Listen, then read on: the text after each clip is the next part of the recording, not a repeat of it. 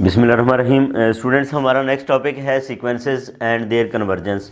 बहुत ही important topic है।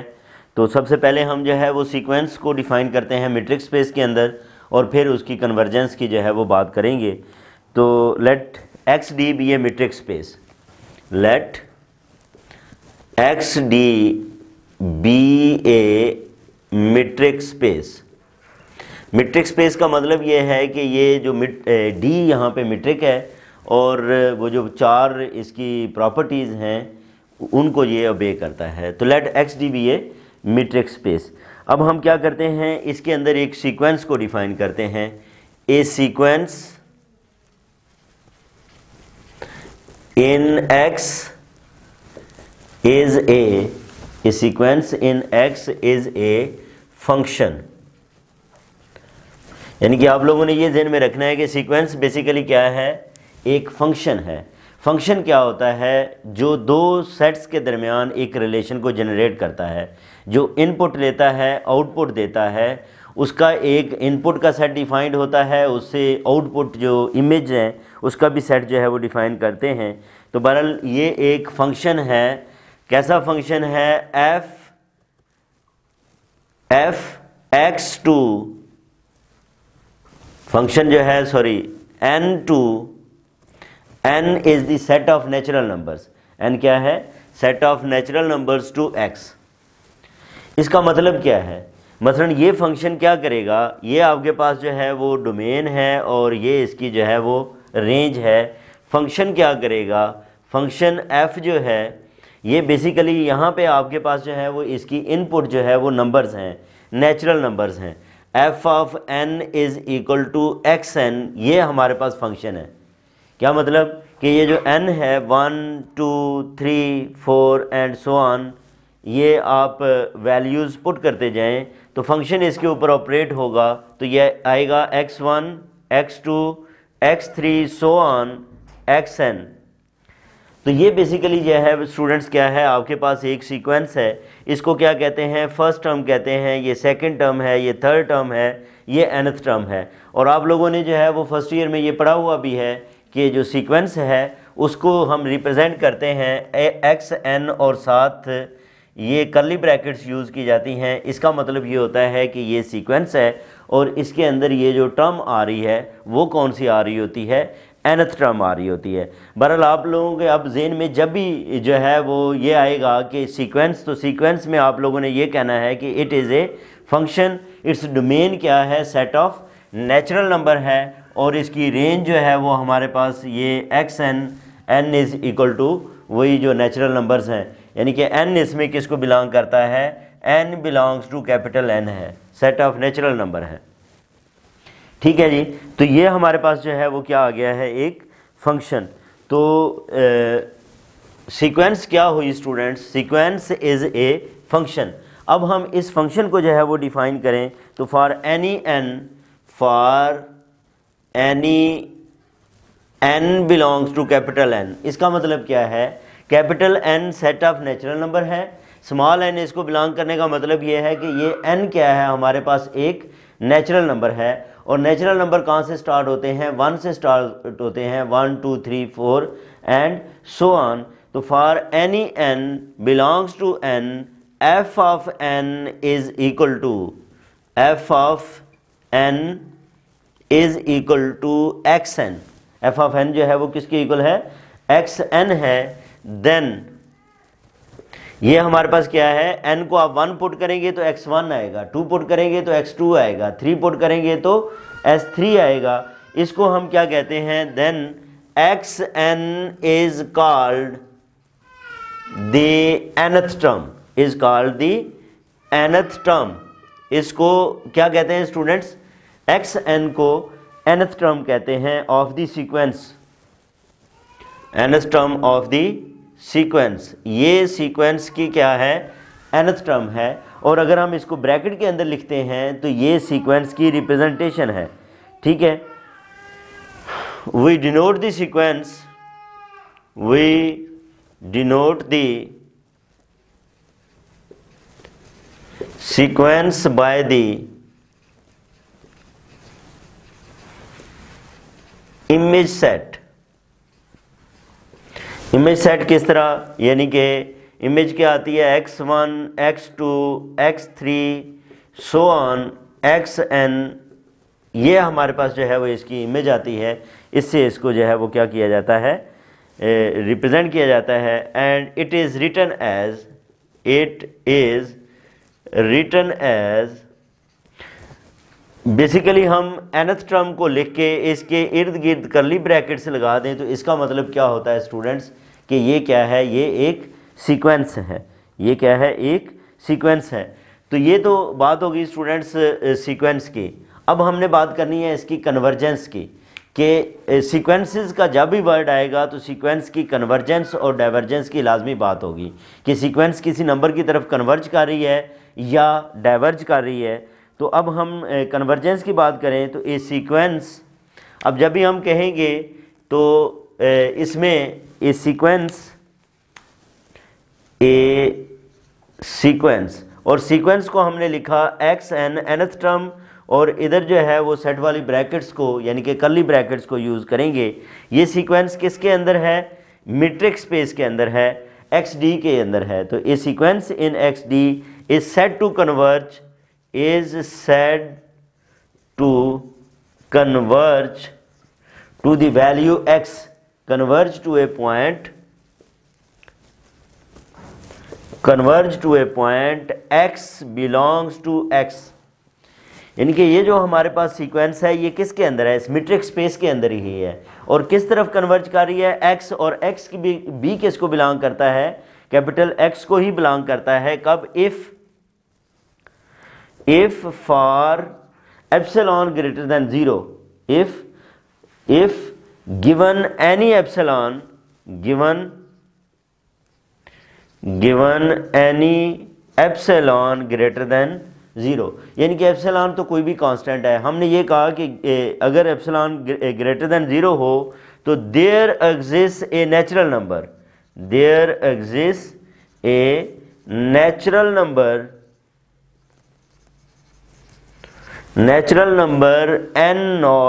n not depends upon epsilon. n not किसके इक्वल है, n नॉट एप्सिलॉन के, यानी कि n नॉट एप्सिलॉन पे डिपेंड करता है। Such that for all n greater than equal to n naught, for all n greater than equal to n naught implies that dxn comma x is less than epsilon, dxn comma x is less than epsilon। अब इस बात को students हम जो है वो इस तरह भी लिख सकते हैं, इसको हम कहेंगे आर इक्विवेलेंटली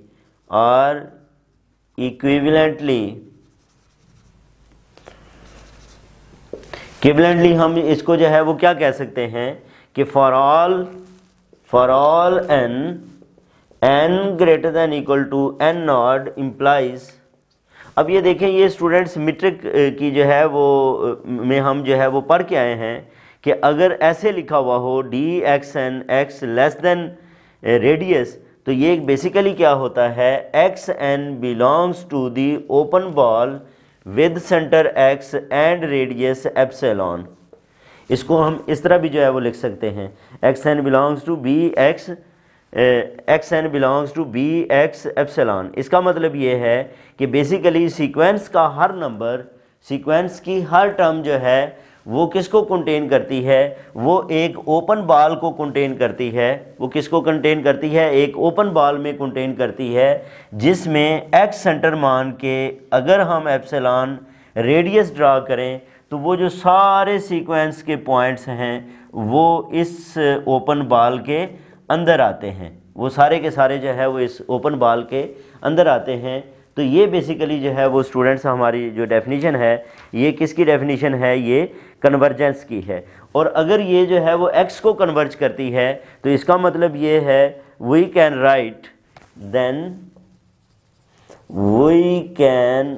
राइट हम इसको जो है वो फिर स्टूडेंट्स इस तरह लिख सकते हैं, कैसे कि x बेसिकली क्या है, limit n approaches to infinity x n है, limit n approaches to infinity x n है, और इसको हम क्या कहते हैं, and x is called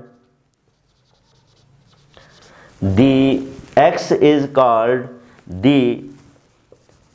limit of x को हम जो है वो क्या कहेंगे, limit of the sequence xn। ये xn सीक्वेंस की जो है वो क्या कहलाती है, लिमिट कहलाती है, ठीक है। और इसको बाज़ हम इस तरह भी लिख सकते हैं, समटाइम्स रिटन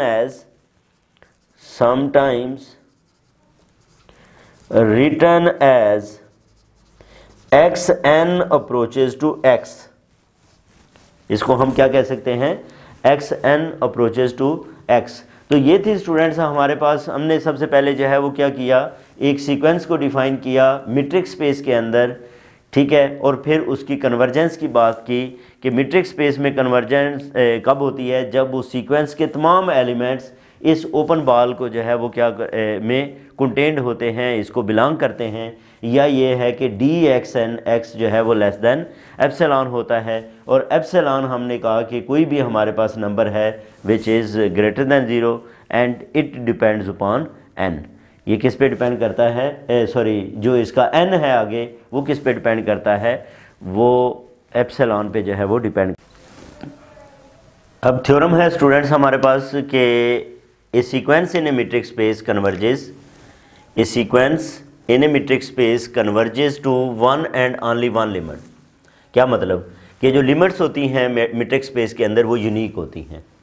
हम इस थ्योरम को जो है वो कंट्रेरी प्रूव करेंगे, हम कहेंगे ये लिमिट्स यूनिक नहीं है। अगर यूनिक नहीं है तो इसका मतलब इसकी लिमिट कम से कम दो डिस्टिंक्ट वैल्यू की तरफ जो है वो क्या करेगी, अप्रोच करेगी। तो suppose that a sequence converges to, suppose that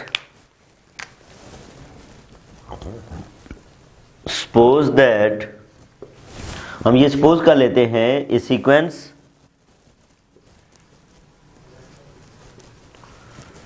xn, sequence हमने कहा था xn से रिप्रेजेंट करेंगे और इसके इर्द गिर्द कर्ली ब्रैकेट्स लगाएंगे। तो suppose a sequence in xd converges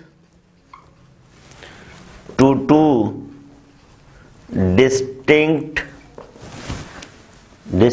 points. Distinct points हमारे पास क्या हैं, एक को हम x कह लेते हैं और एक को x prime. Distinct points x and x prime of x, ठीक है जी। वो अब यूनिक नहीं है बल्कि जो है वो डिस्टिंक्ट पॉइंट्स की तरफ जो है वो कन्वर्ज करती है। और आगे हम लेट करते हैं कि let small r is equal to D X X prime, यानी कि इन दोनों के दरमियान जो डिस्टेंस है वो r है। डेफिनेटली दो पॉइंट्स हैं तो दो पॉइंट्स के दरमियान लाजमी डिस्टेंस होगा और वो डिस्टेंस हम कंसिडर कर रहे हैं कि वो r है। देन r क्योंकि डिस्टेंस है that must be positive, r distance है ये हमेशा क्या होता है, पॉजिटिव है। अब ये देखें कि xn किसको कन्वर्ज करती है, x को कन्वर्ज करती है। सिंस xn कन्वर्जेस x, ये सिंबल इससे पहले मैंने यूज़ किया है, xn कन्वर्जेस x। तो अब हम क्या करते हैं, कन्वर्जन की जो डेफिनेशन पड़ी है उसको हम यूज़ कर लेते हैं, क्योंकि अगर ये सीक्वेंस कन्वर्जेंट है तो given any epsilon greater than 0, given any epsilon greater than 0, there exist N not, there is a natural number, there is a natural number. वहाँ पे हमने एन नॉट यूज़ किया है, लेकिन इधर हम जो है वो स्टूडेंट क्या करते हैं, n1 यूज़ कर लेते हैं, क्योंकि एक और नंबर हमने जो है वो कंसिडर करना है। बहरहाल n1 किस पे डिपेंड करता है, एप्सिलॉन पे डिपेंड करता है, सच दैट, ठीक है, यानी कि अगर xn जो है वो x को कन्वर्ज करती है तो इससे पहले हम कन्वर्जेंट सीक्वेंस की जो है वो डेफिनेशन पढ़ के आ चुके हैं। उस डेफिनेशन को अब जो है वो हमने स्टूडेंट्स यूज़ करना है, और वो क्या है कि फॉर ऑल n1, ठीक है, n1 ग्रेटर देन, हमारे पास जो है n is greater than n1, ठीक है, फॉर ऑल n ठीक है, फॉर ऑल n, क्योंकि हमने वहाँ पे जो है वो डिफाइन किया था for all n and n greater than equal to n1 implies that dxnx is less than, अब इस ये एप्सिलॉन ये तो कांस्टेंट वैल्यू है, इसको कोई भी वैल्यू आप रख सकते हैं। यहाँ पे आप एप्सिलॉन बाय 2 कर लें, क्योंकि आगे आपको एप्सिलॉन लेके आना है, तो इसको एप्सिलॉन बाय 2 कर लेते हैं और इसको मैं क्या कह लेता हूँ, 1 कह लेता हूँ।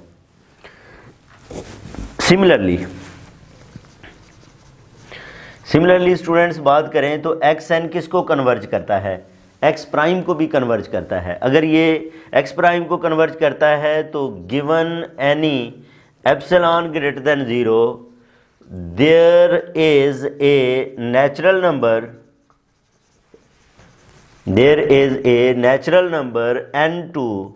n2 depending upon epsilon such that for all n greater than equal to n2 implies dxn comma x prime is less than epsilon by 2, और इसको हम क्या कह लेते हैं, 2 कह लेते हैं। यानी कि हमने ये कह दिया कि जो सीक्वेंस है वो यूनिक नहीं है, बल्कि 2 वैल्यूज़ की तरफ जो है वो कन्वर्ज करती है, और दोनों की जो है वो कन्वर्जेंस की प्रॉपर्टी को हमने जो है वो यूज़ कर लिया। अब हम क्या करते हैं, एन नॉट ले लेते हैं। क्या करते हैं, एन नॉट, और एन नॉट मैक्सिमम वैल्यू है n1 और n2 की। एन नॉट क्या है, n1 n2 की मैक्सिमम वैल्यू है। देन अब n के मुताबिक लिखें for all n greater than equal to n not. इसकी अगर हम बात करें तो ये जो हमारे पास है dxn कोमा x, ये भी लेस देन एप्सिलॉन बाय 2 होगा, एंड dxn x प्राइम ये भी लेस देन एप्सिलॉन बाय 2 होगा, क्योंकि हमने n1 और n2 की जगह पे क्या कर दिया है, इसकी मैक्सिमम वैल्यू जो है उसको यूज़ कर लिया है। हमने क्या किया है, मैक्सिमम वैल्यू को जो है वो यूज़ कर लिया है। अब हम क्या करते हैं, एक तो ये है कि हम अगर यहाँ से स्टार्ट लें, ठीक है, हम यहाँ से स्टार्ट लेते हैं। अब हमने ये क्या कंसिडर किया था कि r किसके इक्वल है, r इज़ इक्वल टू, यहाँ से हम r is equal to dxx prime, ठीक है, r is equal to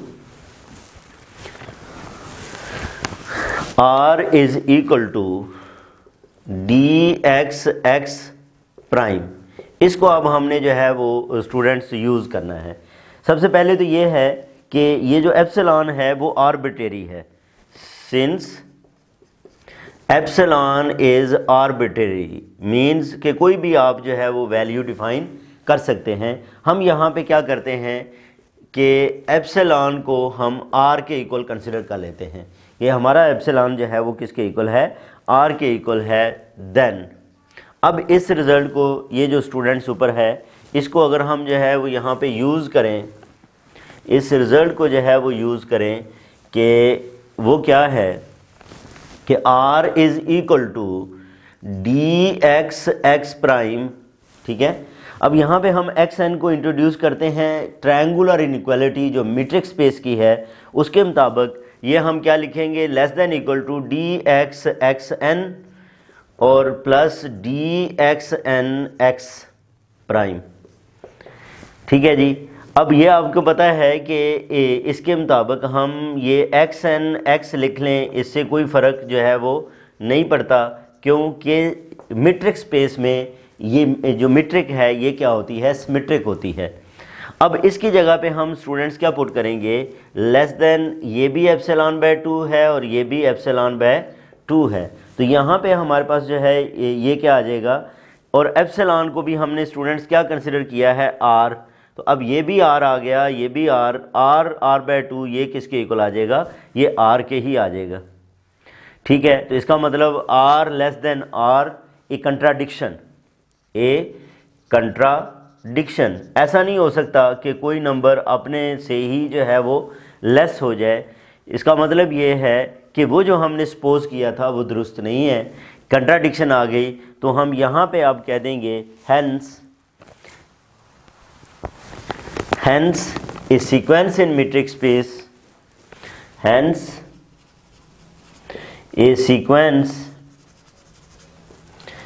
in metric space, a sequence in metric space converges to one and only one limit, that is limits are unique. Limits क्या हैं? Unique हैं। तो ये था students, हमने बात की बेसिकली जो है वो सीक्वेंस को डिफ़ाइन किया, उसकी कन्वर्जेंस को डिफ़ाइन किया, और फिर हमने ये बात की कि जो कन्वर्जेंस है वो क्या होती है? यूनिक होती है। नेक्स्ट वीडियो के अंदर हम डिस्कस करेंगे कि कॉची सीक्वेंस क्या होती है, और कॉची सीक्वेंस के हवाले से जो है वो हम 1-2 थ्योरम्स को डिस्कस करेंगे। अपना ख्याल रखें। अल्लाह हाफिज़।